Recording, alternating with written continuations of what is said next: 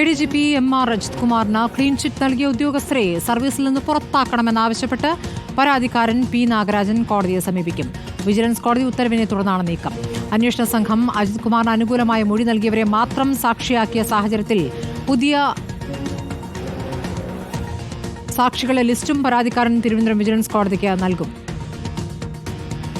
പ്രതികളെ സഹായിക്കുന്നതും പ്രതിയുടെ ആൾക്കാരുമായിട്ടുള്ള പ്രതിക്ക് അനുകൂലമായി സംസാരിക്കുന്ന പ്രതിയുടെ ആൾക്കാരുടെ പ്രതികളെ ഫേവർ ചെയ്ത് സംസാരിക്കുന്ന സാക്ഷികളുടെ മൊഴിയാണ് വിജിലൻസ് പോലീസ് ഇവിടെ എടുത്തിരിക്കുന്നത്. കോടതിയിൽ ഇവർക്ക് അനുകൂലമായിട്ടുള്ള സാക്ഷികളായതുകൊണ്ട് അവർ വീണ്ടും കോടതി വന്ന് ഈ അജിത് കുമാറിന് അനുകൂലമായിട്ട് പറയുള്ളൂ.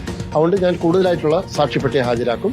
പിന്നെ അതിൽ ഒഫീഷ്യൽ വിറ്റ്നസ് ഉണ്ട്, ഇൻഡിപെൻഡന്റ് സാക്ഷികളുണ്ട്, സ്വതന്ത്ര സാക്ഷികളും പിന്നെ ഒഫീഷ്യൽ വിറ്റ്നസ് ഉണ്ട്. ഈ ഡോക്യുമെന്റ്സുകൾ തന്നെ കേസ് രജിസ്റ്റർ ചെയ്ത് അന്വേഷിക്കാനായിട്ടുള്ള മതിയായിട്ടുള്ള തെളിവുകളുണ്ടെന്നാണ് കോടതി പറഞ്ഞത്. പക്ഷേ ഇവർ ചെയ്തിട്ടില്ല.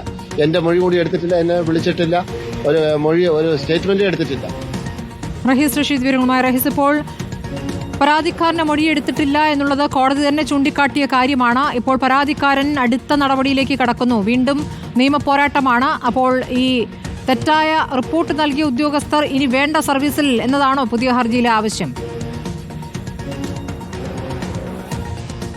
സ്മൃതി, രണ്ട് നിർണായക നീക്കങ്ങളാണ് പരാതിക്കാരനായ നെയ്യാറ്റിൻകര പി നാഗരാജു ഈ കേസുമായി ബന്ധപ്പെട്ട് വിജിലൻസ് കോടതിയിൽ സമർപ്പിക്കാൻ ഒരുങ്ങുന്നത്.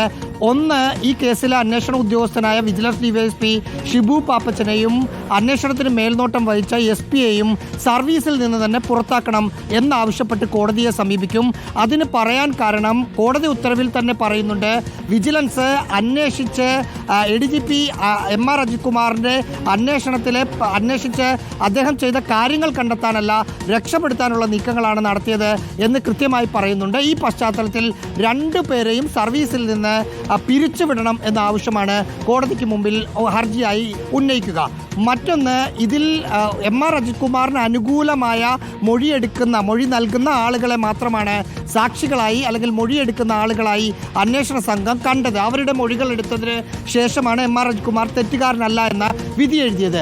ഈ പശ്ചാത്തലത്തിൽ ഇനിയൊരു തുടരന്വേഷണം ഉണ്ടായാലും നേരത്തെ എടുത്ത സാക്ഷികളെ തന്നെയായിരിക്കും വീണ്ടും കോടതി സാക്ഷികളായി വിസ്തരിക്കുക. ഈ സാഹചര്യത്തിലാണ് പുതുതായി 12 പേരെ കൂടി സാക്ഷിപ്പട്ടികയിൽ ഉൾപ്പെടുത്തി അവരുടെ മൊഴികൾ എടുക്കണം എന്ന ആവശ്യം കോടതിയിൽ രേഖാമൂലം ആവശ്യപ്പെടാൻ പരാതിക്കാരൻ തീരുമാനിച്ചിരിക്കുന്നത്. അതിൽ ചില അഡ്വക്കേറ്റ് PV അൻവർ അടക്കമുള്ള ആളുകളും ആ സാക്ഷിപ്പട്ടികയിൽ 12ാമനായി. 12 സാക്ഷികളെ പുതുതായി രേഖപ്പെടുത്തിക്കൊണ്ടാണ് ഇപ്പോൾ പരാതിക്കാരൻ കോടതിയെ സമീപിക്കാൻ ഒരുങ്ങുന്നത്.